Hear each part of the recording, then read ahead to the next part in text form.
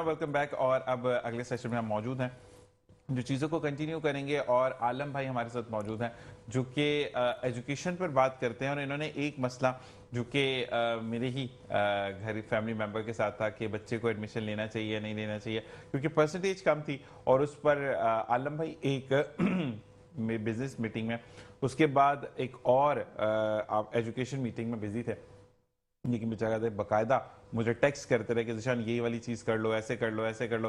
तो उनको on air भी थैंक्स करते हैं और उनको खुशामदीद कहते हैं। अस्सलाम वालेकुम वरहमतुल्लाह। कैसे मिजाज है? सबसे पहले आलम भाई बहुत बहुत शुक्रिया उस दिन वो हेल्प करने का, ताकि हमारे लिए ईजीएस्ट हो गई चीजें।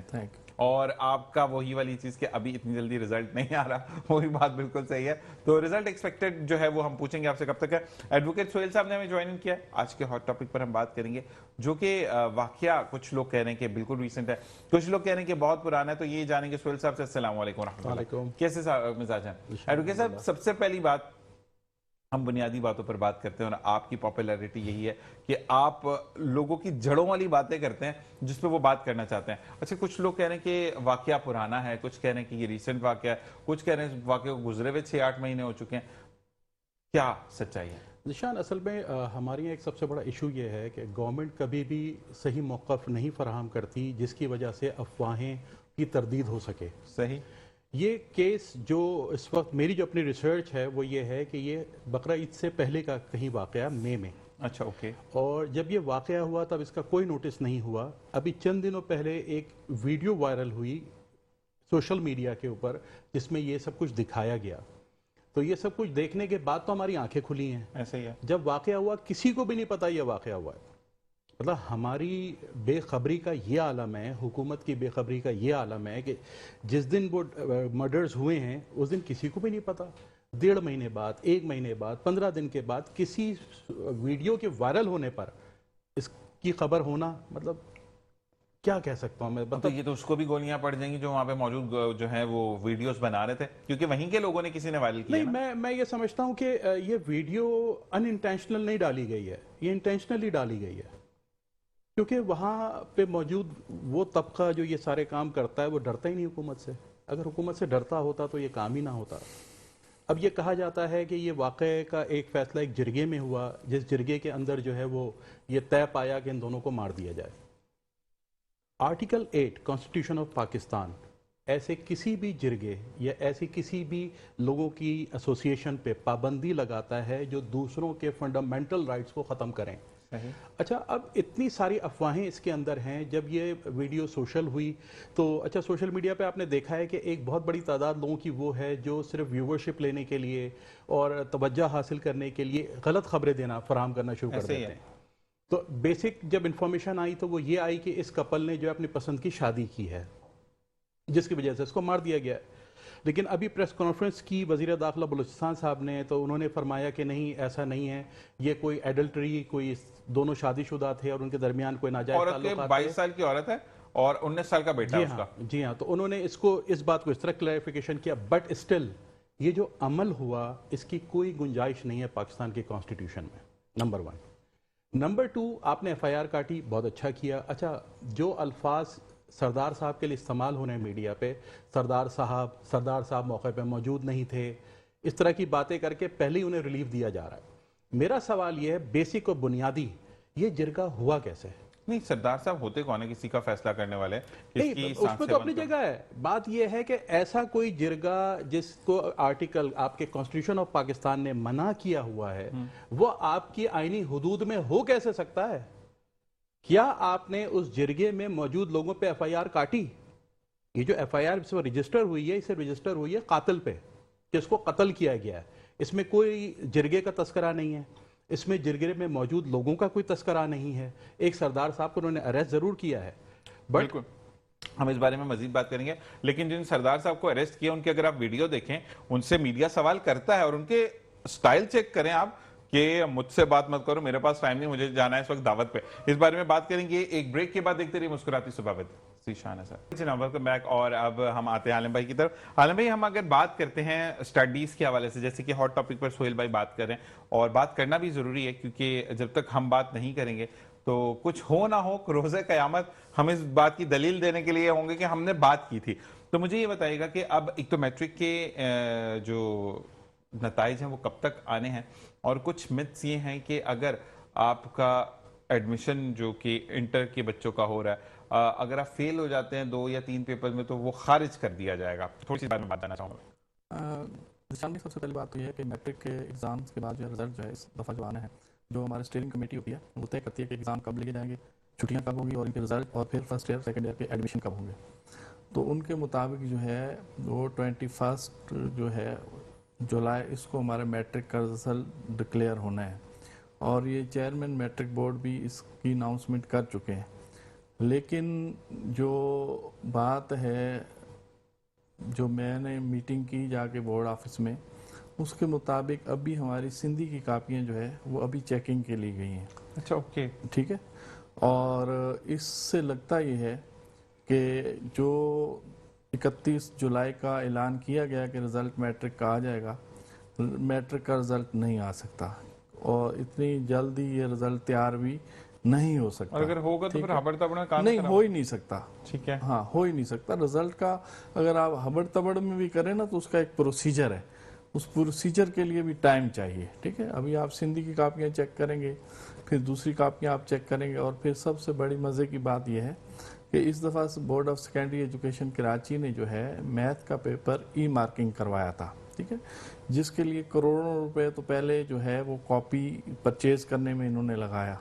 ठीक है, ई मार्किंग की कॉपी जो है वो अलहदा होती है। ठीक है, तो अभी तक जो है, जब मैं आपके साथ इस चैनल पे बात कर रहा हूँ, इस वक्त तक अभी board of secondary education Karachi की इंतज़ामिया वो 9th की कॉपी चेक करने के लिए मशीन ही परचेज नहीं कर सकी। ठीक है, और ये डिसाइड किया जा रहा है कि इसको इस साल से गुजार दिया जाए, इसकी जो है मार्किंग करा ली जाए और नेक्स्ट ईयर देखा जाए। बस बदकिस्मती हमारी ये है, हमारी जो हम तालीमी इदारे रन कर रहे हैं और जिनके बच्चे पढ़ रहे हैं, कराची शहर में पढ़ा रहे हैं, इतनी हैवी जो है फीसिस वो अफोर्ड कर रहे हैं। ठीक है, कि अभी आप शुरू में आपने देखा था कि हमें शुरू में ये कह दिया गया था कि इस दफ़ा, और जो हमारी कॉपीज एग्ज़ाम हुए हैं, कि हमारी जो है ग्रेडिंग होगी इस दफ़ा। ठीक है, लेकिन अब चंद दिन पहले ही, आज से 2-3 दिन पहले फिर ऐलान कर दिया जाए कि नहीं, इस दफ़ा जो है पुराने तर्ज पर रिजल्ट दे दिया जाएगा, नेक्स्ट जो है 2026 से हम इसको जो है अडॉप्ट करेंगे। तो ये हम किस तरफ जा रहे हैं। तो बहरहाल 31 तारीख तक जो है इसका रिज़ल्ट जो है वो नामुमकिन है और आ ही नहीं सकता। और जहाँ तक एडमिशन का ताल्लुक है, तो एडमिशन एक तरह के तो क्लोज हो चुके हैं, क्योंकि 25 को जो है इसकी मेरिट लिस्ट जो है वो अवेज़ा कर दी जाएगी और बच्चे जो है उसको वो चेक करेंगे। और अभी इन्होंने इस दफ़ा जो है इसको जो पर्पस था एडमिशन का, उसको जोन्स में जो है वो डिवाइड किया था। यानी इन्होंने 9 जोन्स बनाए थे, जिसमें कॉलेज यानी जिनके A1 या A ग्रेड नहीं है, तो वो अपने एरियाज़ के, जो इनके एरियाज़ के 20 कॉलेज हैं, उन्हीं में दाखला ले सकते हैं वो। ठीक है, और जिनके A और A1 ग्रेड है तो उनके लिए ओपन मेरिट है, वो कराची में किसी भी कॉलेज में अपने दाखिले के लिए जो है वो अप्लाई कर सकते हैं। और जहाँ तक आपका जो मैटर था, उसके बाद हमने फिर इस बात को, क्योंकि मैं तो पहले ही इसको जो है बहुत सारे मीडिया हाउसेस पे इस बात को उठा चुका था, फिर आपके उस बच्चे का मसला आया, उसके बाद जो है हमने बाकायदा इसके ऊपर बात की, तो फिर इन्होंने इजाज़त दी कि अगर कोई जो है 9th क्लास में 2 पेपर्स में बच्चा रह गया था, वो भी अप्लाई कर दे। ठीक है, अगर वो पास कर जाएगा तो उसको एडमिशन जो है उसका बहाल रहेगा, कंफर्म कर दिया जाएगा। ठीक है जी। सुहेल साहब, आपकी तरफ आते हैं कि अगर बेटी ने निकाह किया तो उसको गोलियां मार देनी चाहिए, लेकिन बेटा अगर बाहर से किसी खातून को बुलवाता है, अमेरिका, लंदन या साइप्रस से, तो ढोलबाजे माँ बाप भी लेकर जाते हैं, तो ये तफरीक क्यों? अच्छा, इसमें मैं थोड़ा सा जो ये बात कर रहे थे एजुकेशन के हवाले से, मैं यहाँ पे वज़ीर आला सिंध से ये अपील करना चाहूँगा।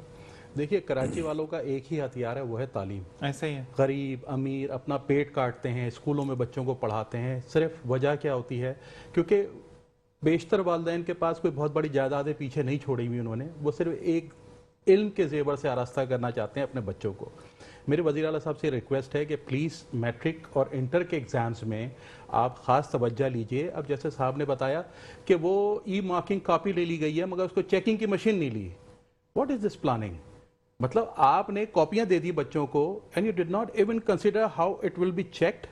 उसकी मशीन ही नहीं खरीदी आपने। लेकिन एक बात है कि एक बात फिर मैं आलम भाई आपकी तरफ आऊंगा आपकी सवाल से।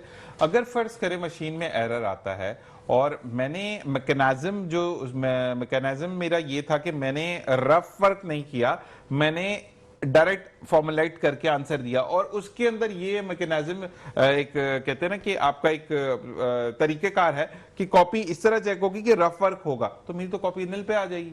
असल में मसला ये है कि अभी आप हाल में देखें कि हमारा जो है board of secondary education Karachi का जिस कंट्रोलर ने एग्ज़ाम लिया उसको चेंज कर दिया। ठीक है, वो उसकी वजह ही यही है कि जो गया है वो कहेगा, जो आने वाला है वो कहेगा कि जो जाने वाला है वो गलत करके गया है। ठीक है, और जाने वाला कहेगा कि मुझे तो टाइम ही नहीं दिया गया, मैंने तो इसके ऊपर काम अभी शुरू करना था, मुझे उससे पहले हटा दिया गया। ऐसे ही है। ठीक है ना सर।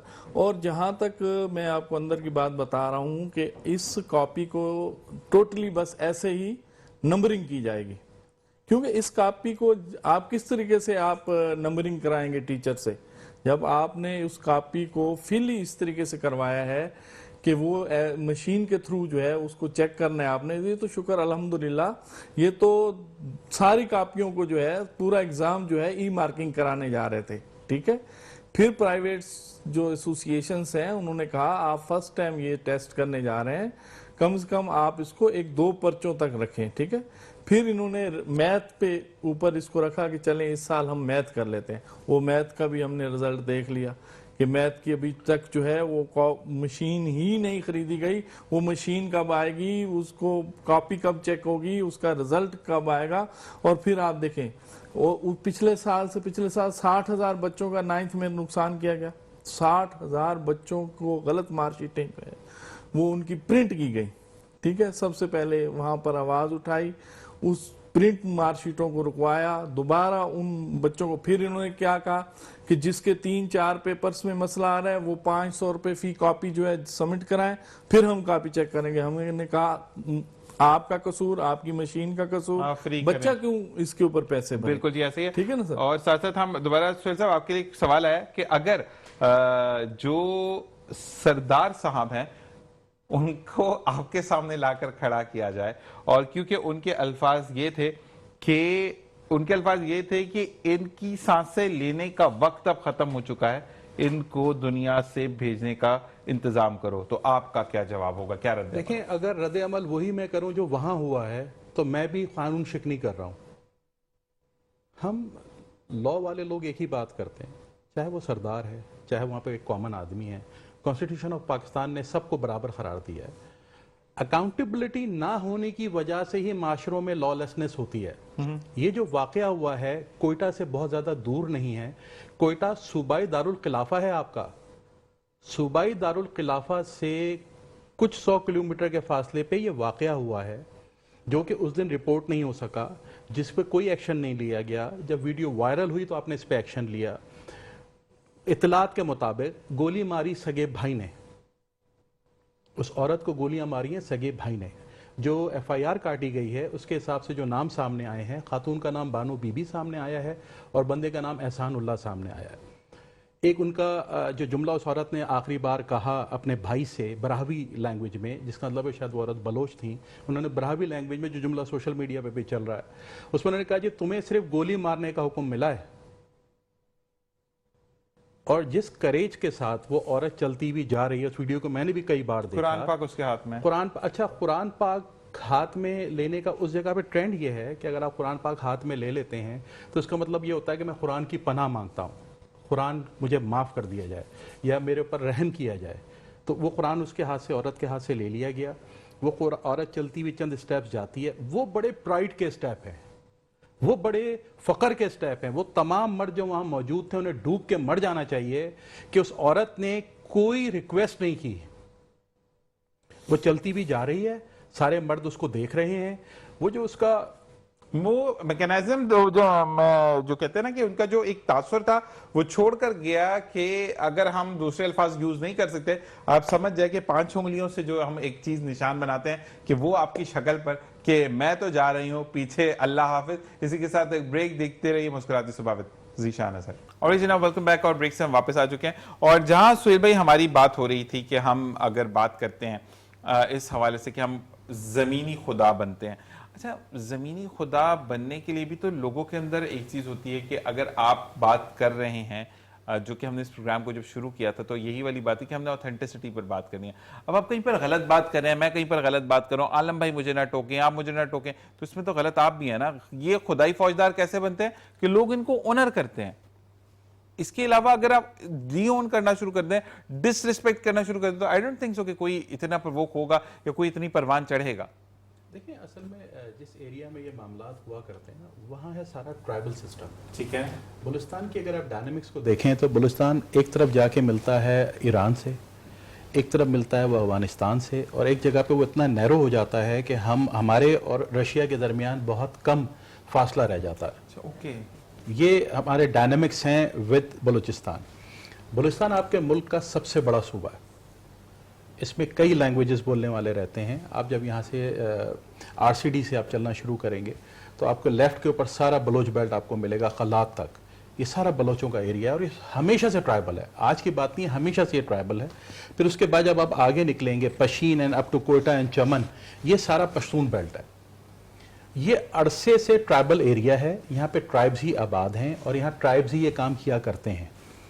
जो सरदार होते हैं, हर कौम का एक सरदार है, वो जो सरदार है उनका रिप्रेजेंटेटिव है और वो जो भी फैसला करता है वो उनके हक में, मतलब उनको मानना ही मानना है, जो नहीं मानेगा वो भी मारा जाएगा, सेम कौम का भी। मगर जब ये सूबा जब ये सूबा पाकिस्तान में शामिल हो गया, आइन इस पे इम्प्लीमेंट हो गया, तो वो तमाम चीज़ें ख़त्म हो गई जो पाकिस्तान से पहले यहाँ हुआ करती थीं। मैंने जैसे शुरू में भी बात की कि सबसे पहले ये काम करना चाहिए कि जरगे का इनेकाद हुआ कैसे, जहाँ पे ये सब बातें हुई हैं।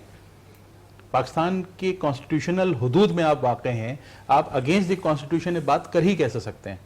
तो ये यहाँ से बेसिक इसको मतलब उठाना पड़ेगा, इस मैटर को लेना पड़ेगा, जो शायद किसी की हिम्मत हो, कर भी पाए ना कर पाए, आई डोंट नो। अब ख़वातीन के हवाले से पसमानदगी, बलूचिस्तान की अपनी पसमानदगी इतना है कि ख़वातीन का तो इशू बहुत पीछे रह जाता है। बेसिक वाटर फैसिलिटी वहाँ नहीं है, बेसिक एजुकेशन वहाँ नहीं है, बेसिक हेल्थ वहाँ नहीं है। ये वाक़या हो चुका, अभी तक कोई चैनल उस स्पॉट पे नहीं पहुँचा है। कोयटा से बहुत दूर नहीं है ये जगह, कोयटा सूबाई दारुल खिलाफा है। उस मुकाम पे, उस जगह पे, उस फैमिली से कोई न्यूज़ चैनल नहीं पहुंच सका है जो जाके हकाइक ला सके। इस बात से आप ये समझिए कि उस इलाके में कितनी बदमाशी है।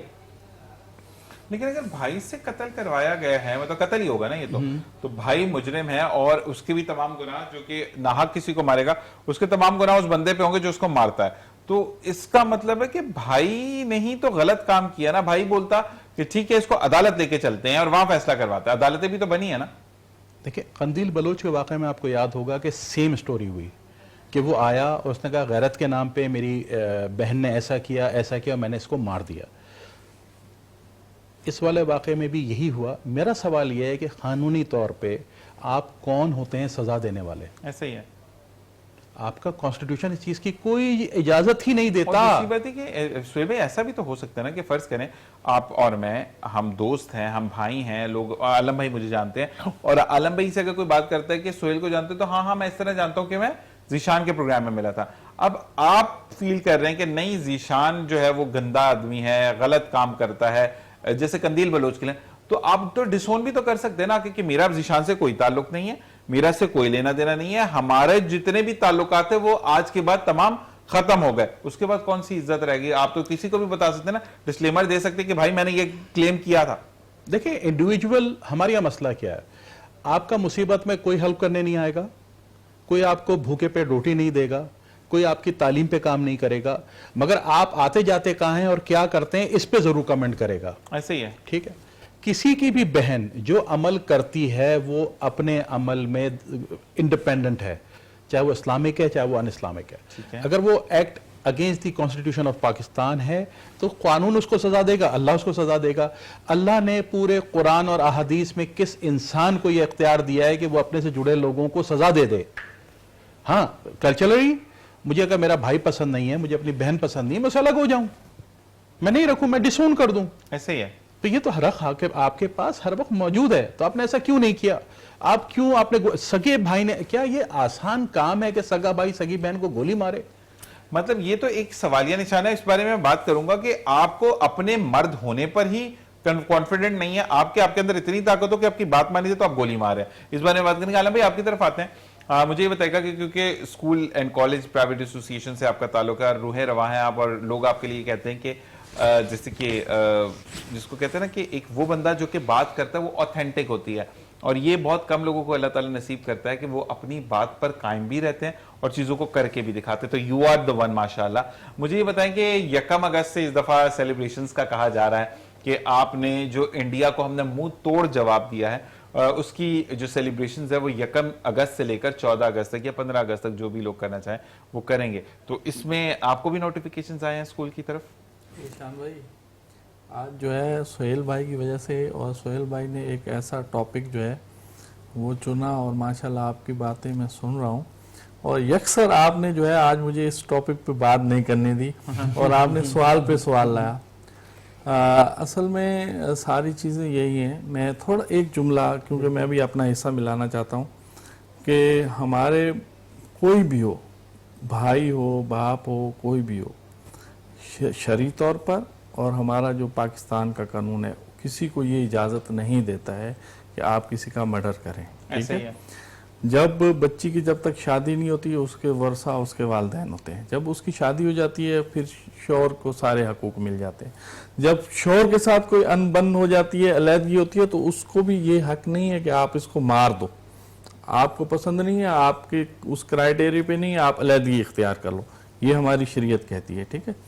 और ये जैसे भी वाक़यात हुए, ये सिर्फ बलूचिस्तान का एक वाक़या नहीं है। इंटीरियर सिंध में आप जाएं, जहां आप अपने थानों को बेच देंगे, ठीक है, जहां पर आपके थाने मुकामी जो बदमाश होंगे, वडेरे होंगे, उनके कहने के ऊपर आपके जो अफसरान लगेंगे। ठीक है? पहले तो वो जुल्म खुद करवाते हैं गरीबों के ऊपर। ठीक है? यानी खुद उनके अपना ये जिरगा सिस्टम होता है। ठीक है? मरवाया, भैंसों के तबेलों में उनको बांध दिया, ठीक है, खाना नहीं दिया। ठीक है? और फिर वहां कसर नहीं रह जाती है इधर उधर, तो उसके ऊपर झूठी FIR करवा के उसको जो है, आप देखें ना, कई सोहेल भाई बैठे हैं, ये जो है आप इनके पास कितने केसेस आते होंगे, कितनी अदालतों में ये कैसे केस जो है पेंडिंग में पड़े हुए हैं, जेल्स में कितने हमारे वो लोग जो है बेगुनाह और गरीब लोग, जिनके पास अपने पैसा जो इनके ऊपर जुर्माना लगा दिया जाता है वो भरने के नहीं होते, वो सालों साल के जो है वो जेलों में पड़े हैं। सबसे पहले जो है हमें अपने मुल्क के अंदर जो है अपना अदालती निज़ाम जो है और इंसाफ की वक्त जो है फरामी जो है उसको मुमकिन बनाना होगा, तभी जाके हम आइंदा ये बलूचिस्तान और ऐसे जो वाकयात ये आ रहे हैं, इनसे हम जो है अपने आप को बचा सकेंगे। दूसरा जो है, हमें फ़ख्र है, हम पाकिस्तानी हैं, और हमने जो है इस 2025 में जो है मार्का जो है वो हमने जीता, और इसमें हम बेशक जो है हम 365 दिन जो है अपने जो है फौजी भाइयों को, जिन्होंने सरहदों के ऊपर जो है अपनी जानों का नजराना पेश किया और अपना ब्लड जो है इस ज़मीन को दिया, जिसकी वजह से आज हमारा ये जो है खेत खलियान, ये पूल, ये वादियाँ, ये सब जो है सरसब्ज व शदाब हैं, और हम जो है अपने बच्चों में जो है वो बैठे हुए अपनी ज़िंदगी को खुशी से बसर कर रहे हैं। तो हम उनके एहसानात को याद रखे हुए हैं, याद करेंगे और उन्हें खराज तहसीन पेश करेंगे। और इस साल जो है इसको सरकारी सतह पर भी जो है हम, जैसे कि हम प्राइवेट हमारे स्कूल्स हैं या कॉलेजेस हैं, हमें गवर्नमेंट की तरफ से ये लेटर्स आए कि बिन्यानुल मरसूख के नाम से जो है इसको जो है आप 1 अगस्त से लेकर 14 अगस्त तक आप जो है इसको सेलिब्रेट करें। अच्छा जी, आपके लिए सवाल भी है कि जिस तरीके से अभी अच्छा मैं थोड़ा सा ये चीज भी क्लियर कर दूं, सोहेल भाई भी यहाँ बैठे, जब आलम भाई ये नाम आता ना शीतल और कुरान पाक, तो थोड़ा सा मेरे जहन में भी एक सवाल आया कि क्योंकि मुस्लिम्स में शीतल नाम नहीं होता, ये हिंदू कम्युनिटी का नाम है, तो मुझे थोड़ा सा ये फील हुआ कि कहीं मैं कुछ गलत ना कर जाऊं, तो फिर भी मैंने विद सॉरी इस चीज को ऑन एयर किया। लेकिन बाद में नाम क्या बताया सोहेल भाई आपने? बानो बीबी। बानो बीबी का नाम से था। तो मुझे ये बताएं कि ये मोहब्बत की शादी करना, यानी पसंद कर कर औरत को उससे निकाह करना, जना नहीं करना, निकाह करना, तो उस पर अगर आप इस तरह गोलियां मारेंगे तो लोग तो निकाह से दूर हो जाएंगे, क्या कहेंगे? देखिए असल में हमारे जो शरीयत है ना, दीन है, दीन इस्लाम है, एक मुकम्मल दीन अल्लाह रब्बुल इज़्ज़त ने हमें दिया, ठीक है। और हम सब जो है हम इस बात पे फ़ख्र करते हैं कि हम हज़रत मोहम्मद मुस्तफ़ा सल्लल्लाहु अलैहि वसल्लम के उम्मती हैं, अल्हम्दुलिल्लाह, ठीक है, जिसके लिए अम्बिया इस्लाम ने जो है ख्वाहिशात ज़ाहिर की, ठीक है। और अल्लाह रब्बुल इज़्ज़त ने हमें बिन मांगे जो है उस उम्मत में जो है वो पैदा किया, और ये कलमा जो है हमें जो है ला इलाहा इल्लल्लाह जो है हमें नसीब किया, ठीक है। तो ये दीन हमें ये कहता है कि आप अपनी बच्ची से उसका रिश्ता तय करने से पहले उसकी मर्जी आप जांचें। इससे मुराद क्या होती है कि हम कहें कि फलां बंदे के साथ हम आपका निकाह करने जा रहे हैं, तो बच्ची से उसकी पसंद पूछी जा रही है। ये जो हम कहते हैं ना पसंद नापसंद, ये असल में तो है ही है। आप देखें इस उम्मत के जो है सरदार हजरत मोहम्मद मुस्तफ़ा सल्लल्लाहु अलैहि वसल्लम को पहले रिश्ता अम्मा खतीजा ने जो भेजा तो क्या था, उनका सामान लेके गए तजारत को, उनको पसंद आया, उन्होंने रिश्ता भेजा, ऐसे ही है, ठीक है। आप सल्लल्लाहु अलैहि वसल्लम की बेटी का रिश्ता हजरत अली भेज रहे हैं तो पसंद की वजह से भेज रहे हैं ना। तो हमारे दीन में पसंद करने के ऊपर कोई वो नहीं है, ये आप सल्लल्लाहु अलैहि वसल्लम की तालीम है, आपका ये फरमान है अपनी उम्मत के लिए कि अपनी बेटियों से आप ये पूछें। तो ये तो किसी भी तौर पर ये नहीं है, और किसी को किसी भी जानदार चीज, ठीक है, उसका जो है जान लेने का हक नहीं है। बिल्कुल। और मैं ये इस बात पे एक दफा फिर रिपीट करूंगा इस बात को कि जब हजरत अली रज़ियल्लाहु ताला अन्हु ने ख्वाहिश जाहिर की कि मैं नबी करीम सल्लल्लाहु अलैहि वसल्लम आपके लख्ते जिगर से निकाह करना चाहता हूं, तो आसमान से अल्लाह ताला की सदा आई कि हमने फातिमा के लिए अली को मुंतखब कर लिया। बिल्कुल ऐसे ही अल्लाह ताला के पैरोकार थे ना नबी करीम सल्लल्लाहु अलैहि वसल्लम भी, अल्लाह ताला के हुक्म मानते थे, लेकिन आप फिर भी घर जाकर आपने बीबी फातिमा से पूछा कि अली का रिश्ता आया है, क्या मैं हाँ कर दूं? कि जिनका जोड़ा भी जन्नत की जो हूरें हैं उन्होंने तैयार किया, और खातूने जन्नत का जिस वक्त जोड़ा तैयार होकर उसकी रुखसती का वक्त आया जोड़े का, तो तमाम फरिश्तों से कहा गया कि आंख नीचे कर लो कि खातूने जन्नत का जोड़ा जा रहा है। तो ये मुकाम है नबी करीम सल्लल्लाहु अलैहि वसल्लम के बाद कि अल्लाह ताला की सदा आ चुकी थी कि हमने अली का रिश्ता कबूल किया। खातूने जन्नत भी जो है वो उस चीज से बाहर नहीं होती, लेकिन फिर भी नबी करीम सल्लल्लाहु अलैहि वसल्लम ने बेटी को फौकियत दी कि मैं पूछूं कि आया कबूल है या नहीं है। तो यही वाली चीज के आलम भाई बहुत अच्छी तरफ पॉइंट आउट किया आपने कि हमें अपने बच्चों की पसंद नापसंद पूछनी चाहिए। इसी पर एक सवाल, मैं इस वक्त होस्ट नहीं हूं, मैं एक ऑडियंस हूं जो कि आपको देख रही है, कि अगर आलम भाई के घर पे रिश्ता आता है इनकी बेटी का, आपको पसंद आ गया, आपने रिश्ता एक मराइल पे आपके दिल में इत्मीनान कर ले कि मैंने यहां लड़की अपनी बेटी दे देनी है, और आपकी बेटी ये आपको उठ के कहती है कि बाबा मुझे ये लड़का समझ नहीं आ रहा, तो क्या आप उस रिश्ते को रद्द करेंगे या आप अपने दिल की मानेंगे? ये अगर एक अवाम की तरफ से मेरा सवाल आपसे। देखें, आपने जो सवाल किया ना जिशान भाई, मैं इससे गुजर चुका हूँ। अल्लाह रब्बुल इज़्ज़त ने मुझे बेटियां दी और उनके मैंने रिश्ते तय किए। तो ऐसे ही है कि आप जो है अपनी बच्ची को जब बताते हैं, अगर वो रिश्ते से इनकार करती है तो एज ए पेरेंट्स हमें उसे फोर्स नहीं करना चाहिए। जबरदस्त, ठीक है, हम फोर्स करके रिश्ता तो करवा लेंगे लेकिन जिंदगी उसने बसर करनी। और एक बात यहाँ पर मैं ऐड करता जाऊं, हम जब वो ये पुराना ज़माना था, ये पहाड़ों का ज़माना था, ठीक है, ये जब जहालत थी वहाँ था, या इल्म की रोशनी नहीं थी, लोग अवेयरनेस नहीं रखते थे, तो ये हम कहते थे कि बेटी अब तेरा घर यही है, तुम यहाँ जा रही हो, अब यहाँ से तुम्हारा जनाजा निकलना चाहिए। आज वो दौर नहीं रहा। आप सबसे पहले जिसको अपनी बच्ची दे रहे हैं, ये देखें कि वो इंसान है या हैवान है, ठीक है ना। आप देखें कितने चीज़ें आ रही होती हैं। देखें जैसे सर ने, सोहेल भाई ने शुरू में एक बात की ना कि ऐसे कोर्ट में इनके पास जो है इशू आते हैं। देखिए खर्चा वो रिज़्क का मालिक रब है। जहां तक एक वर्ड ऐड करूंगा, इनका आलम भाई जो कहना चाह रहे हैं वो बहुत ज़बरदस्त बात है कि इंसान समझ के बेटी दी है, अगर शैतान हो जाए बिल्कुल तो वापस आ जाना। बिल्कुल। ये जनाजा नाजा वाली बात जो हाँ, थी ये गलत थी। ये अब दौर, ये दौर में हमने तो आपके लिए जो है वो इंसान ही ढूंढा था। यहाँ जी बिल्कुल, जहाँ तक जो है माली मामलात होते हैं, दीगर चीजें होती हैं, रहायश के इशू होते हैं, पेरेंट्स को चाहिए सपोर्ट करें, उनको उठाएं, उनके घर बसाने की कोशिश करें।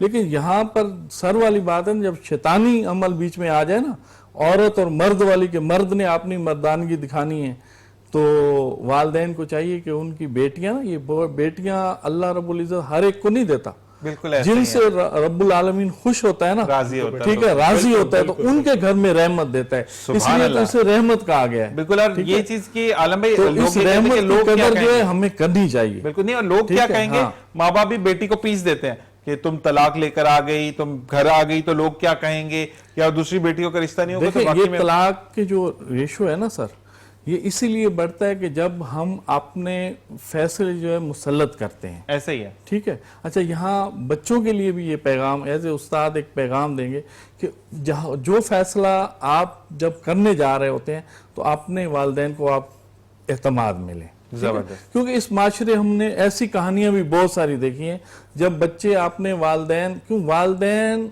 और औलाद, कल हमारे एक दोस्त बात कर रहे थे कि वह जो है वालिदैन जो है वो इस दुनिया के अंदर चाहते हैं कि उनके बच्चे एक स्टेप उनसे आगे जाएं, सुभान अल्लाह, या वो एक कोशिश करते हैं। वो भाई के लिए भी ये नहीं करते होंगे, किसी रिश्ते के लिए ये नहीं करते होंगे, किसी दोस्त के लिए ये नहीं करते होंगे, लेकिन इस दुनिया के अंदर एक वाहिद ये रिश्ता पाया जाता है कि वो चाहते हैं कि ये स्टेप हमारे से एक आगे जाएं। ठीक है, तो कोई भी वालिदैन ये नहीं चाहते कि वो उनके बच्चे जो है किसी भी तौर पर पीछे रह जाएं, लेकिन बच्चों को भी चाहिए कि जिन्होंने आपको 18-20 साल आपकी परवरिश की, आपको तालीम दिलाई, आपके लिए अच्छे ख्वाब देखे, कम से कम उनको एतमाद मिले। जबरदस्त। जी सोहेल साहब, आपकी तरफ आएंगे, और क्योंकि फिर हमें ब्रेक की तरफ जाना है, मुझे ये बताइएगा सोहेल भाई कि अगर क्योंकि कबल इस वक्त मेरी बात होगी, लेकिन फिर भी क्योंकि आप एडवोकेट हैं, मैं आपसे जानना चाहूंगा, क्योंकि आप कानून के दायरे में रहते हुए बेहतरीन बात बताते हैं कि अगर फैसला ये किया जाता है कि ये भी साबित हो जाता है कि वो लड़की कवारी थी, लड़का भी कवारा था, जो कि एक फेक न्यूज चल रही है, और उसके ऊपर अगर ये फैसला होता है कि गलत मारा गया है, तो क्या जिस सरदार ने ये फैसला सुनाया कि इसकी इंसान से जो भी सोशल मीडिया पे बात चल रही है, तो मुझे बताएं कि फिर उसको सजा होगी या उसको भी माफी दे दी जाएगी? देखिए, अगर आप ये वाली बात करेंगे तो फिर मैं भुट्टो केस का हवाला दूंगा। भुट्टो साहब को फांसी इस बात पे लगाई गई थी कि he was a part of a conspiracy. Khurshid Kasuri साहब का कोई जो मारे गए थे, खुर्शीद कसूरी के वालिद साहब को जो मारा गया था, तो उसमें ये कहा गया था कि उन्होंने जो फोर्स बनाई थी, नेशनल सिक्योरिटी कोई फोर्स थी उनकी, वो उस फोर्स ने टुक ऑर्डर फ्रॉम भुट्टो साहब एंड डिड दैट। बाद में उसमें सुप्रीम कोर्ट ने माफ़ी भी मांग ली है। भुट्टो साहब के कत्ल के ऊपर सुप्रीम कोर्ट माफ़ी मांग चुकी है कि हमसे ये एक जुडिशियल मर्डर हो गया।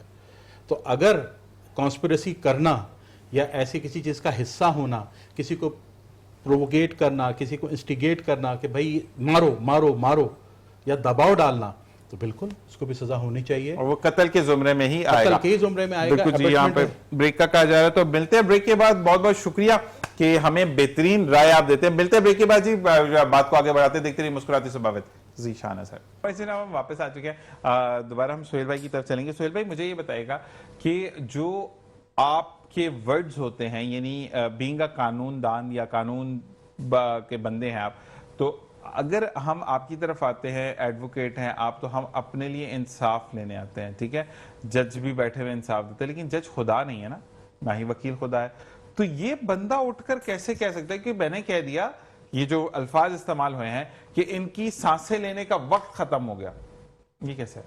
अच्छा, इसमें थोड़ा सा जो आपका प्रीवियस सवाल था उसको कंटिन्यू करके इसको ऐड करेंगे। आपने बताया कि हमारे यहाँ खवातीन बाहर से आई, उनसे शादियां की लोगों ने, इवन सुबह सरहद में अभी केपीके में लड़का आया, छोटी बड़ी सारी औरतें, तो वो आई। अच्छा, आपने देखा कि आज तक लड़का कोई नहीं आया? हाँ, ये आप देख रहे हैं कि हम जो खबरें सुनते हैं, खवातीन आती हैं।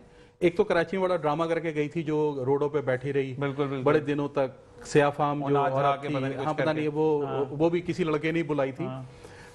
तो आज तक लड़का क्यों नहीं आया? ये है माशरे की डिस्पैरिटी जो हमें समझने की जरूरत है। जब किसी की हम लड़की बुलाते हैं तो बड़ा खुश होते हैं, हम फख्र करते हैं, क्योंकि हमारे ना ये वाले जो मामलात हैं मर्द और औरत वाले, इसमें औरत को कैप्चर करना जो है वो फतह मानी जाती है। अपनी औरत देना जो है वो शिकस्तगी मानी जाती है, शिकस्त है। ऐसे ही है। तो आज तक ये मेरा तमाम से सवाल है कि ऐसा क्यों है कि हमारे यहाँ कोई आज तक गोरा नहीं आया? क्योंकि गोरे के साथ वही होगा जो अभी हमने किया है बलूचिस्तान में, क्योंकि वहां हमें अचानक, अच्छा गोरा अगर मुसलमान होने पे भी राजी हो तो भी शायद हम उसको अलाउ ना करें। तो ये चीज़ें भाई माशरती तौर पे डिफरेंट एंगल्स पे जा रही हैं, हमें इसको देखने की ज़रूरत है।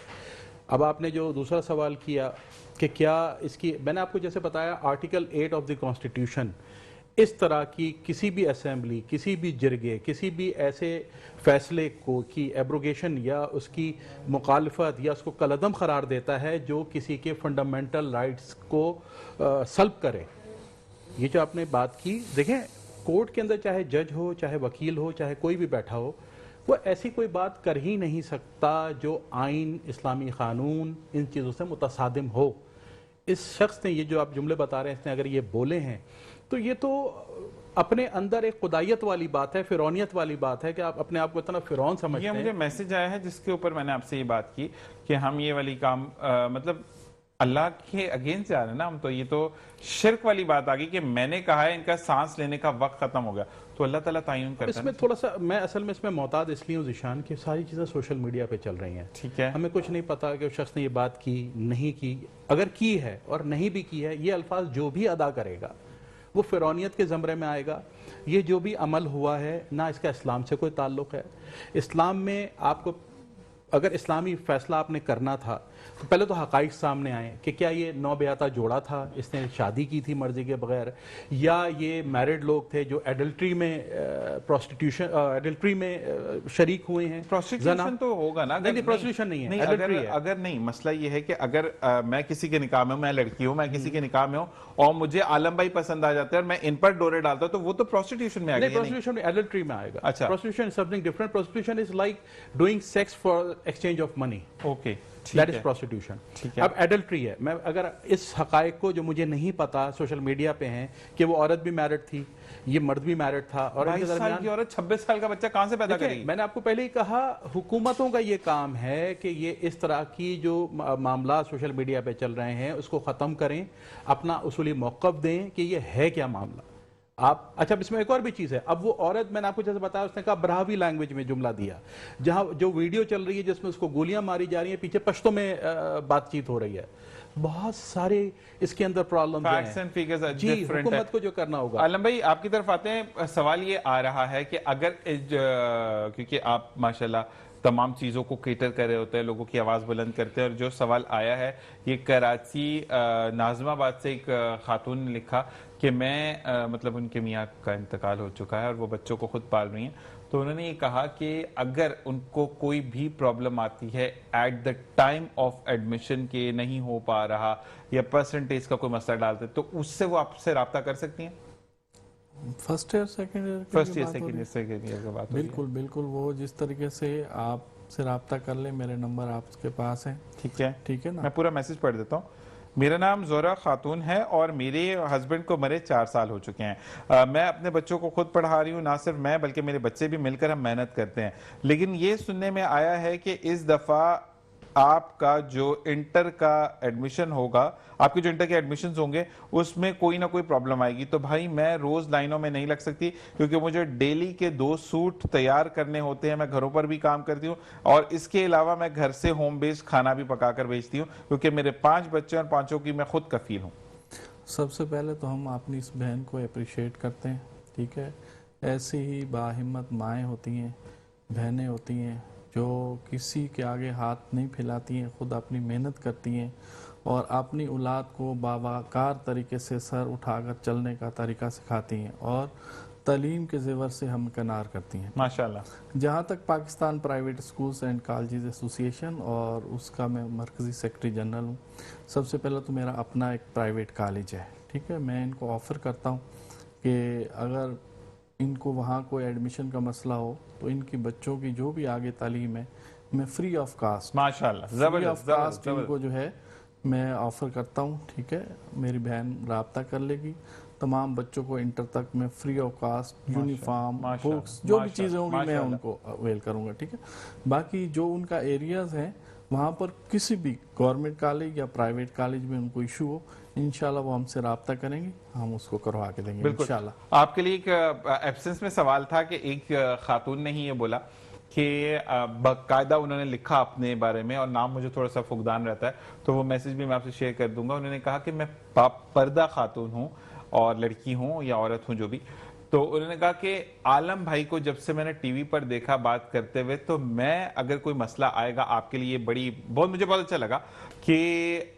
इस भाई की शक्ल में ये फील होता है कि अगर मैं नकाब करके आ रही हूं और ये मुझे साथ किसी काम के लिए लेके जा रहा है तो किसी की हिम्मत नहीं होगी कि इसके पीछे मैं चल रही हूं, इसकी बहन को कोई देख सके। देखिए, तो ये सबसे पहले जीशान भाई आपको पता होगा, हमने यहाँ एक आपके साथ प्रोग्राम किया था जब एक फीमेल टीचर्स पे यहाँ पर तशद्दुद किया गया था बिल्कुल कराची के स्कूल में, ठीक है। और उसमें मैंने सबसे पहले यही कहा था, उन लोगों के लिए मैंने ये कहा था कि वो लोग स्कूल खोला करें जिनके अंदर ये हौसला हो कि अगर किसी की माँ बहन बेटी उनके पास आ रही है तो उसको वो तहफ़्फ़ुज़ दे सकें, ठीक है।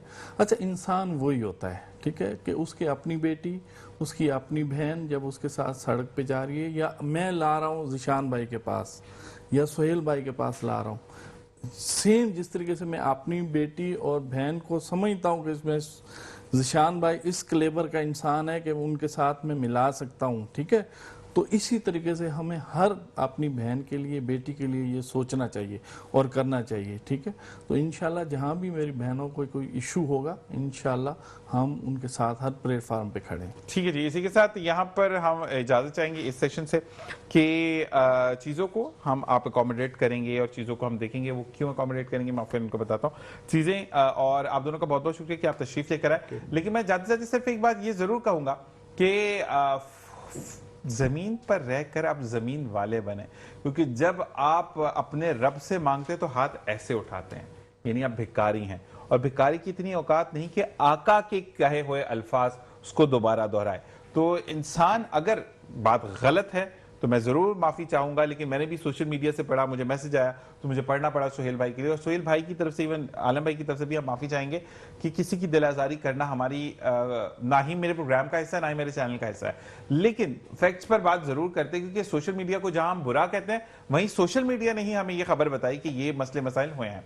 तो आपसे भी रिक्वेस्ट है कि अगर आपके इर्द गिर्द किसी भी इलाके में आप रहते हैं, अगर आपका ताल्लुक बलूचिस्तान या ऐसे रूरल इलाके से कि वहां पर कोई चीज रहनुमा होती है, तो आप ट्यूसडे वाले दिन के लिए मैं स्पेशल रिक्वेस्ट करूंगा कि सोहेल भाई मौजूद होते हैं, मुझे वो चीजें लिखकर भेजें। सोहेल भाई हम इसको एड्रेस करेंगे जरूर, क्योंकि सोहेल भाई का एक मोटो है कि मैंने लोगों को अवेयरनेस देनी है। इसी के साथ इंशाल्लाह कल आपसे मुलाकात होगी। अपना अपने प्यारों का ख्याल रखिएगा। आज की नशिश में कोई बात बुरी लगी हो तो मैं माफी चाहूंगा, और साथ साथ कि जब भी दुआ के लिए हाथ उठाएं, इंटायर टीम और मेट्रो वन न्यूज को अपनी दुआ में याद रखें, क्योंकि ये चीज मौजूद है तो हम काम करते हैं। पाकिस्तान जिंदाबाद, पाक आर्मी पाइंदाबाद। इस दुआ के साथ कि कल जरूर मिलेंगे। अपना ख्याल रखिएगा। अल्लाह ने के बाद।